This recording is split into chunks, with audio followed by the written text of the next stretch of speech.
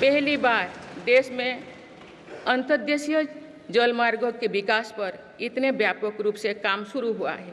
इसका बड़ा लाभ नॉर्थ ईस्ट को होगा।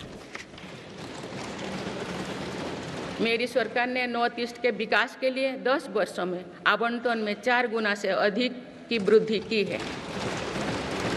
सरकार इस क्षेत्र को एक्ट ईस्ट पॉलिसी के तहत स्ट्रेटेजिक गेटवेज बनाने के लिए काम कर रही है।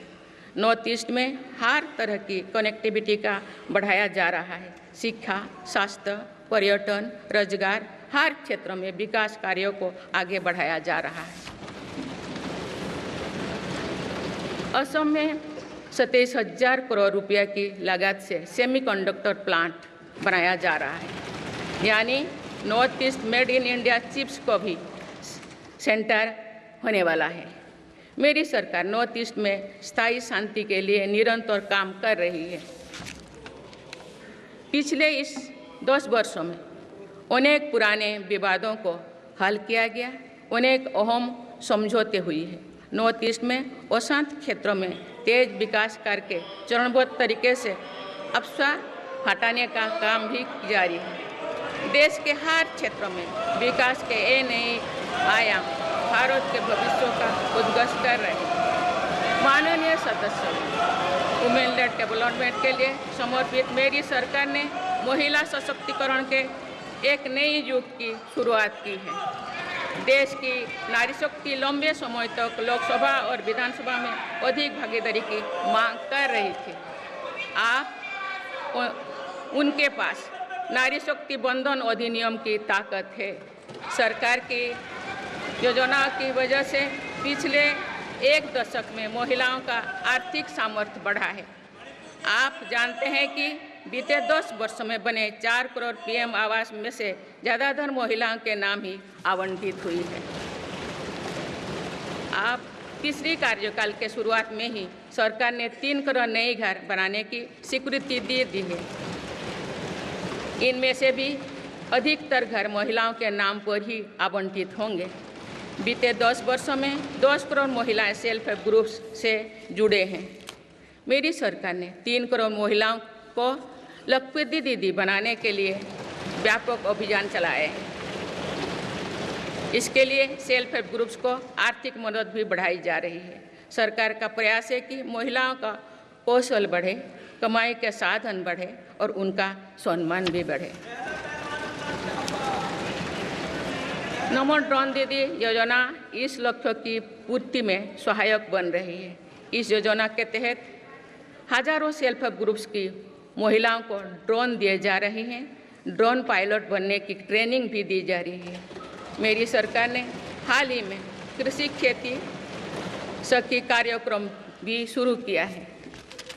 इसके तहत अभी तक सेल्फ हेल्प ग्रुप्स की 30,000 महिलाओं को कृषि सखी के रूप में प्रमाण पत्र दिए गए हैं। कृषि सखियों को आधुनिक खेती की तकनीक में प्रशिक्षण किया जा रहा है ताकि वे कृषि को और आधुनिक बनाने में किसानों की मदद कर सकें।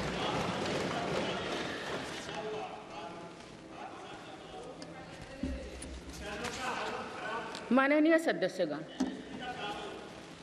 मेरी सरकार का ये भी प्रयास है कि महिलाएं अधिक से अधिक बचत कर सकें।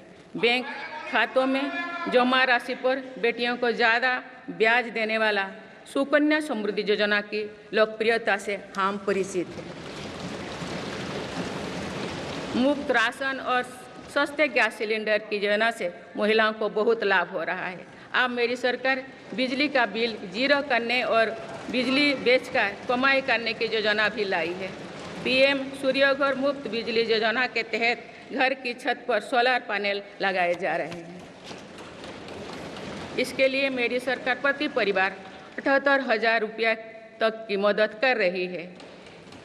इतने कम समय में 1 करोड़ से ज़्यादा परिवार इन योजना में रजिस्टर कर चुके हैं। जिन घरों में सोलर पैनल लग चुके हैं, अब वहां बिजली का बिल जीरो हो गया है। माननीय सदस्यगण, विकसित भारत का निर्माण तभी संभव है जब देश के गरीब, युवा, नारी शक्ति और किसान सशक्त होंगे। इसलिए मेरी सरकार की योजनाओं में सर्वोच्च प्राथमिकता इन्हीं 4 स्तंभों को दी जा रही है। हमारी कोशिश इन तो हर सरकारी योजना का लाभ पहुंचाने की है और यही सैचुरेशन को की अप्रोच भी है। जो भारत इस इच्छा शक्ति के साथ काम कर रही है कि सरकारी योजना से एक भी व्यक्ति छूटे नहीं, तो इसका लाभ सभी को होता है। सरकार की योजनाओं एवं सैचुरेशन अप्रोच के कारण ही 10 वर्षों में 25 करोड़ भारतीय गरीबी से बाहर निकले हैं। इसमें अनुसूचित जाति, अनुसूचित जनजाति, पिछले वर्ग, हर समाज, हर क्षेत्र के परिवार है। 10 वर्षों में लास्ट माइल डिलीवरी पर फोकस ने इन वर्गों का जीवन बदल दिया है। विशेषकर आदिवासी समाज में ये बदलाव और भी स्पष्ट नजर आ रहा है। 24,000 करोड़ रुपया से अधिक की पीएम जनमन जैसी योजना आज अति पिछड़े जनजातीय समूह के उत्थान का माध्यम बन रही है। सरकार पीएम सूरज पटल के माध्यम से वंचित वर्गों तक आजीविका के अवसरों को पहुंचाने के लिए सुलभ ऋण भी उपलब्ध करा रही है। मेरी सरकार दिव्यांग भाइयों और बहनों के लिए किफायती और स्वदेशी सहायक उपकरण विकसित कर रही है। देश भर में प्रधानमंत्री दिव्याशा केंद्रों का भी विस्तार किया जा रहा है। वंचितों की सेवा का ये संकल्प ही सच्चा सामाजिक न्याय है। माननीय सदस्यगण, देश की श्रमशक्ति के सम्मान के लिए श्रमिक बंधुओं का कल्याण और सशक्तिकरण मेरी सरकार की प्राथमिकता है। मेरी सरकार श्रमिकों के लिए सामाजिक सुरक्षा योजनाओं को एकीकृत कर रही है। डिजिटल इंडिया तथा डाकघरों के नेटवर्क का उपयोग करके दुर्घटना और जीवन बीमा के कवरेज को बढ़ाने का काम हो रहा है। पीएम स्वनिधि का विस्तार किया जाएगा और ग्रामीणों और सेमी अर्बन क्षेत्रों के रेहड़ी पटरी वाले भाइयों बहनों को भी इसके दायरे में लाया जाएगा। माननीय सदस्यगण, बाबा साहेब डॉक्टर भीमराव अंबेडकर का मानना था कि किसी भी समाज की प्रगति समाज के निचले तबके की प्रगति पर निर्भर करती है। पिछले 10 वर्षों में राष्ट्र की उपलब्धियों और विकास का आधार गरीब का सशक्तिकरण रहा है। मेरी सरकार ने पहली बार गरीब को ये एहसास करवाया कि सरकार उनकी सेवा में है। कोरोना के कठिन समय में सरकार ने 80 करोड़ लोगों को मुफ्त राशन देने के लिए पीएम गरीब कल्याण अन्न योजना शुरू की। इस योजना का लाभ उन परिवारों को भी मिल रहा है जो गरीबी से बाहर निकले हैं, ताकि उनके कदम वापस पीछे ना जाए। स्वच्छ भारत अभियान में भी गरीब के जीवन की गरिमा से लेकर उसके स्वास्थ्य तक का राष्ट्रीय महत्व का विषय बनाया है। पहली बार देश में करोड़ों गरीबों के लिए शौचालय बनाया गया है। ये प्रयास हमें आश्वस्त करते हैं कि देश आज महात्मा गांधी के आदर्शों का सच्चे अर्थों में अनुसरण कर रहा है। मेरी सरकार 55 करोड़ लाभार्थियों को आयुष्मान भारत योजना के तहत मुफ्त स्वास्थ्य सेवाएं भी उपलब्ध करवाए हैं। देश में 25,000 जन औषधि केंद्रों को खोलने का काम भी तेजी से चल रहा है। आप इस क्षेत्र में सरकार एक और निर्णय लेने जा रही है। आप आयुष्मान भारत योजना के तहत मुफ्त इलाज का लाभ 70 वर्ष से अधिक उम्र के सभी बुजुर्गों को भी मिलेगा। माननीय सदस्यगण, अक्सर विरोधपूर्वक मानसिकता और संकीर्ण स्वार्थ के कारण लोकतंत्र की मूल भावना का बहुत अहित हुआ है। इसका प्रभाव संसदीय प्रणाली पर भी पड़ता है और देश की विकास यात्रा पर भी पड़ता है। देश में कई दशकों तक अस्थिर सरकार के दौर में कई सरकारें चाहते हुए भी ना रिफॉर्म कर पाए और ना ही आवश्यक निर्णय ले पाए। भारत की जनता ने निर्णायक बनकर इस स्थिति को बदला है। बीते 10 वर्षों में ऐसे अनेक रिफॉर्म्स हुई है जिनका बहुत लाभ देश को आज मिल रहा है।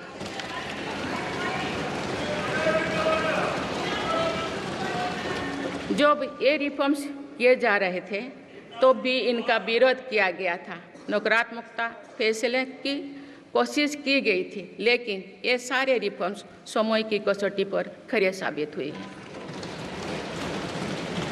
2 साल पहले भारत के बैंकिंग सेक्टर को डूबने से बचाने के लिए सरकार ने बैंकिंग रिफॉर्म्स किए, IBC जैसी कानून बनाए।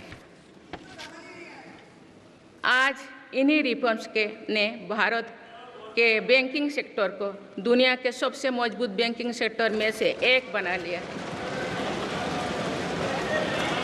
हमारे सार्वजनिक क्षेत्रों के बैंक आज मजबूत और लाभदायक है। सार्वजनिक क्षेत्रों के बैंकों के लाभ 2023-24 में 1.4 लाख करोड़ रुपये को पार कर गया, जो पिछले वर्षों की तुलना में 35% अधिक है। हमारे बैंकों की मजबूती उन्हें ऋण आधार का विस्तार करने और राष्ट्र के आर्थिक विकास में योगदान करने के लिए सक्षम बनाती है।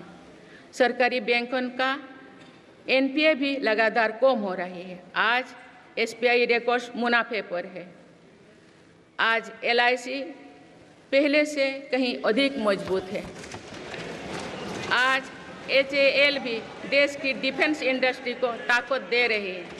आज GST भारत की इकोनॉमी को फॉर्मलाइज करने का, व्यापार कारोबार को आसान बनाने का माध्यम बना रहे हैं। अप्रैल महीने में पहली बार GST कलेक्शन ने 2 लाख करोड़ रुपये का स्तर पार कर गया है। इससे राज्यों की आर्थिक ताकत भी बढ़ी है। डिजिटल इंडिया और डिजिटल पेमेंट्स के प्रति भी आज पूरा विश्व आकर्षित हो रही है।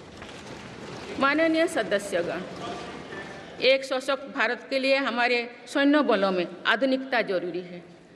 युद्ध की स्थिति में हम सर्वश्रेष्ठ रहें, इसके लिए सेनाओं में रिफॉर्म्स की प्रक्रिया निरंतर जारी रहनी चाहिए। इसी सोच के साथ मेरी सरकार ने बीते 10 वर्षों में डिफेंस सेक्टर में अनेक रिफॉर्म्स किए हैं। GDS जैसे रिफॉर्म्स ने हमारी सेनाओं को नई मजबूती दी है। मेरी सरकार ने डिफेंस सेक्टर को आत्मनिर्भर बनाने के कई महत्वपूर्ण कदम उठाए हैं। ऑर्डिनेंस फैक्ट्रीज के रिफॉर्म से डिफेंस सेक्टर को बहुत लाभ हुआ है। 40 से अधिक ऑर्डिनेंस फैक्ट्रीज को 7 निगमों में संगठित करने से उनकी क्षमता और दक्षता दोनों बढ़ी है। ऐसे ही रिफॉर्म्स के कारण भारत आज 1 लाख करोड़ रुपये से अधिक की डिफेंस मैन्युफैक्चरिंग कर रहा है। पिछले एक दशक में हमारे डिफेंस एक्सपोर्ट 18 गुना अधिक होकर 21,000 करोड़ रुपया तक पहुंच चुका है। फिलीपींस के साथ ब्रह्मास मिसाइल का रक्षा सौदा डिफेंस एक्सपोर्ट के क्षेत्र में भारत की पहचान मजबूत कर रहा है। सरकार ने युवाओं और उनके स्टार्टअप्स को बढ़ावा देकर आत्मनिर्भर डिफेंस सेक्टर की मजबूत नींव तैयार की है।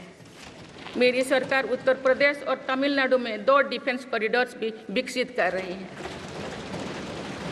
हम सभी के लिए एक खुशी की बात है कि पिछले वर्ष हमारी सैन्य जरूरतों की लगभग 70% खरीद भारतीय उद्योगों से ही की गई है। हमारी सेनाओं ने 500 से अधिक सैन्य साजो सामान को विदेशों में नहीं मंगाना तय किया है।